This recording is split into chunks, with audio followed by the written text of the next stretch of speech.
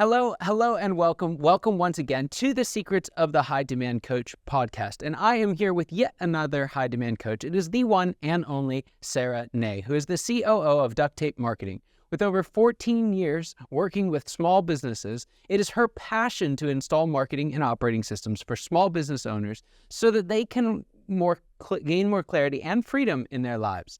As the COO, she oversees company-wide operations. She works to support the company culture and vision and designs and implements business systems. She's always believed in focusing on strategy before tactics.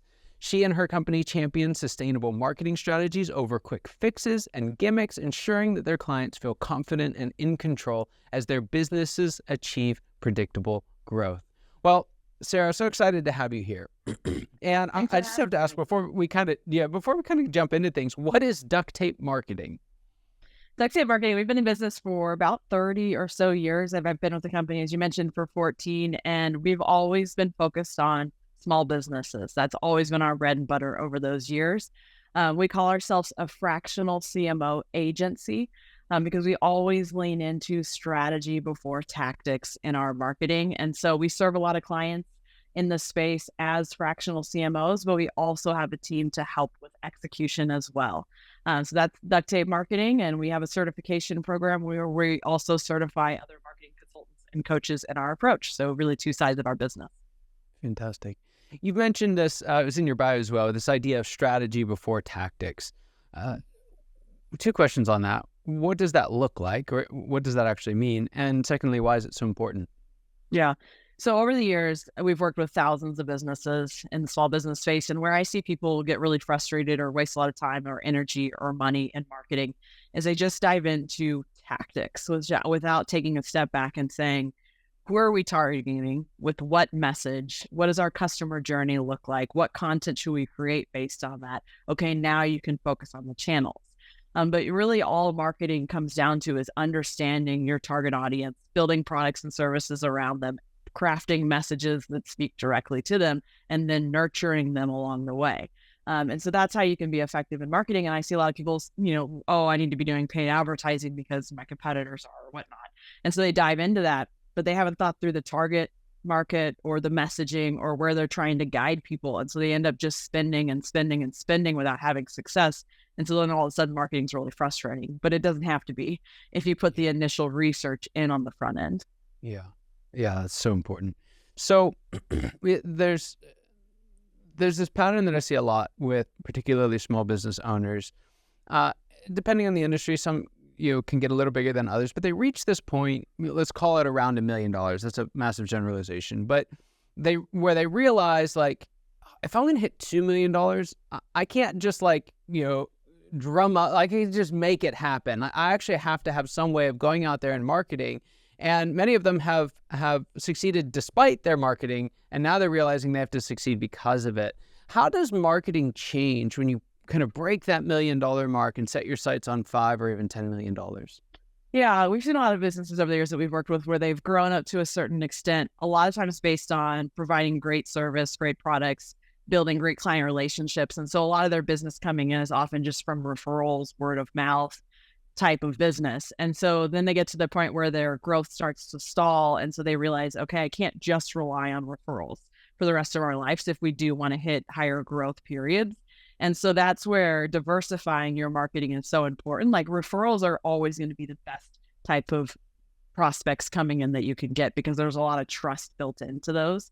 And so those are always going to be the best, but often you're limited by numbers. And so we always look out for our clients, if they're getting great referrals, what else can they do to get more referrals, but also diversify where their sources are coming from? So if they're getting referrals, do they need to lean into paid or SEO or strategic partnerships, or what are the different areas so you're not all just relying on one channel for your new business coming in? You've kind of talked about this idea of choosing channels, and the question I have for you, because there's this temptation to do it, but does every business need to be on every marketing channel? Do they have to have every social media platform covered? How do you know where to really focus your energy? Yeah, and so that comes back to what we were talking about earlier in the initial strategies. You have to understand who you're targeting. And when you're understanding your target market, your ideal clients, whatever personas, whatever word you want to throw in there, people use different things. Like you want to understand, where do they hang out online? Or how do they find businesses like yours? How do they make buying decisions? And so that will then help you direct what channels you should be on. If you're more B2B, for example, a lot of people hang out on LinkedIn, where if you're more B2C, like Facebook or Instagram might be a better channel. So it just depends on who you're targeting and where do they hang out already online, and then connecting with them there versus being on every single platform or channel, because it's incredibly overwhelming, especially as a small business owner, to do well on that many different channels and platforms. Yeah. A lot of business owners that I have come across, again, this kind of varies by industry, but a lot of the ones that I work with don't necessarily have a lot of time to spend like becoming an Instagram influencer champion. Right? It's not kind of, and that's not how they build their business. They build it kind of offline and out of that world. And so even the thought of, where do they hang out and how do they find businesses like yours can feel a little intimidating to some of these folks when they haven't really done it first. What is that first step into really answering those questions? Yeah. So typically when we're doing strategy for our clients, we start with doing a couple pieces, 3 pieces that leads us to that. So we always start with an online presence audit, just to get a feel for like, what is the business doing online today? Then we do competitive research, because you can see what your competitors are doing, where they're focusing their energy and money and effort online, because that might help direct you as to what channels should you focus on. But then I think the most powerful step that we do is we actually interview their clients. And so we understand, like we do usually like 5 to 10 to 15 ideal client interviews. And so we're working with the business and we're interviewing their clients, and we're understanding them on a very deep level. And we're asking them questions about like, where do you find your information online? How did you find this business? Did you research the competitors? Why did you move forward with this business versus the other ones? Because you're learning then from your best possible clients to then hopefully attract more people like them moving forward. So all of that research then allows us to create, okay, here's ideal client profiles. These are the types of people that we want to attract moving forward. And then you can start working on, okay, what messaging should we craft from a marketing and sales perspective to help pull those people in to tell the story and to, understand their pain points and where they're trying to go from a transformation standpoint. Yeah, I love that. Now, you mentioned in that last answer this sales. And so the question that I have for you is, should you be thinking about sales differently to folks that come in through channels other than referrals, right? So if folks move into this space, does it change the conversation in any way? Should they be thinking about it differently? Yeah. So we have our customer journey. We call it the marketing hourglass. It's essentially, how can people get to know, like, trust, try, buy, repeat, and refer a business. And so when we're working on marketing strategy, we're mapping that out for all clients. And the thing with referrals is, when they come into your world, they're moving through know, like, trust, try, buy a lot faster typically, because there's already that trust built in, versus if someone saw a paid ad, went to your website for the first time, they know nothing about you, especially if you're selling like a higher ticket sale.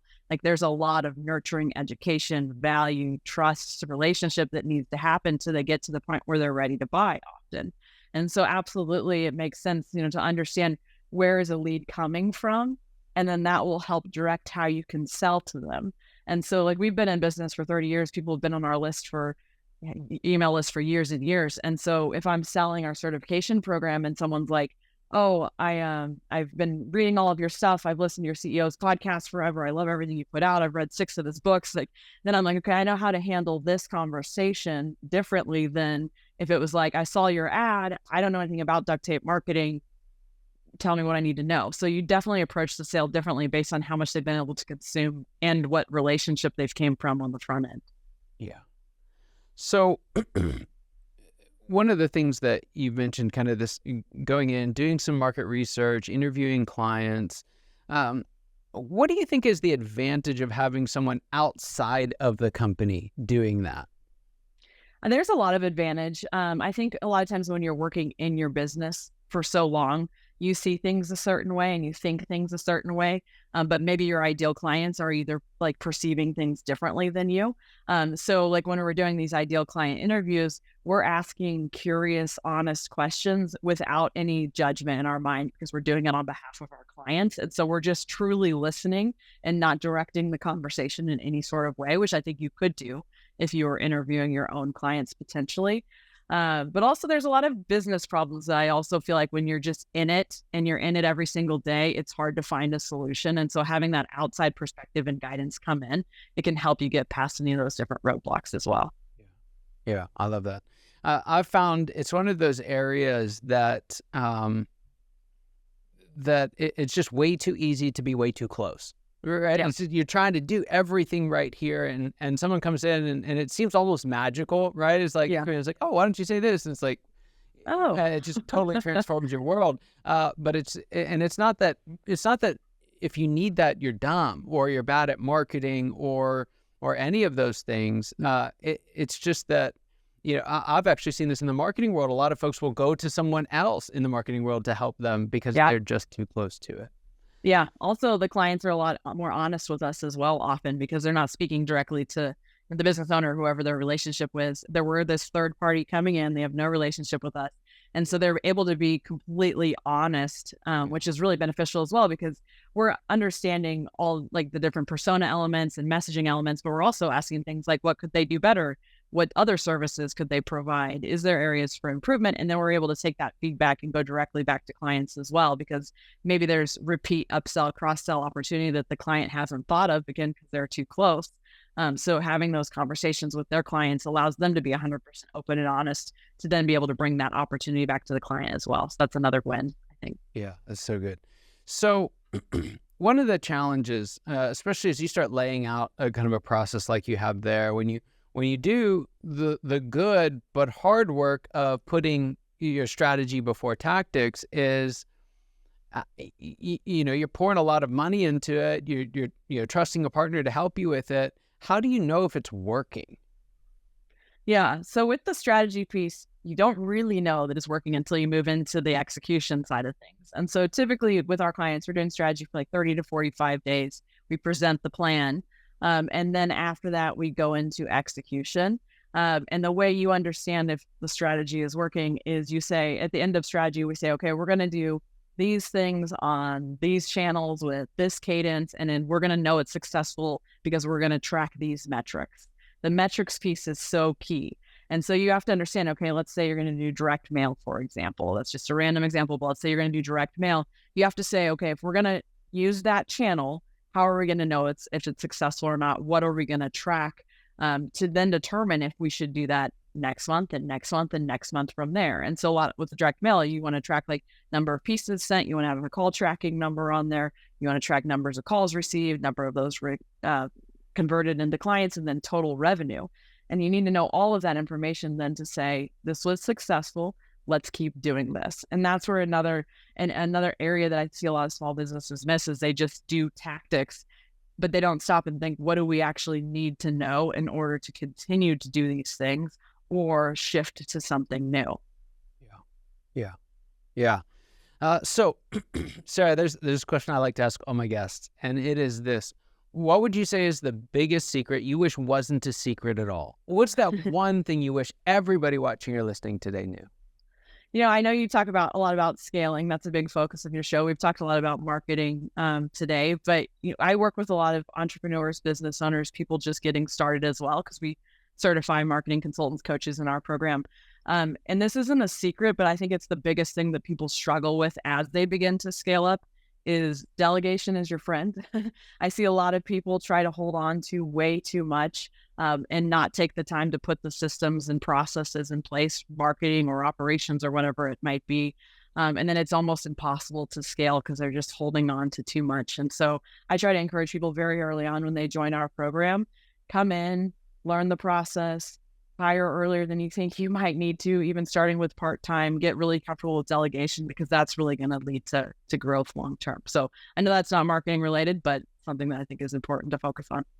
It's so true. And I think while, it's not inherently marketing related, one of the things that I've found is that the need to delegate in many ways reaches its peak at the same time that you're needing to focus on this, this world of active outbound marketing.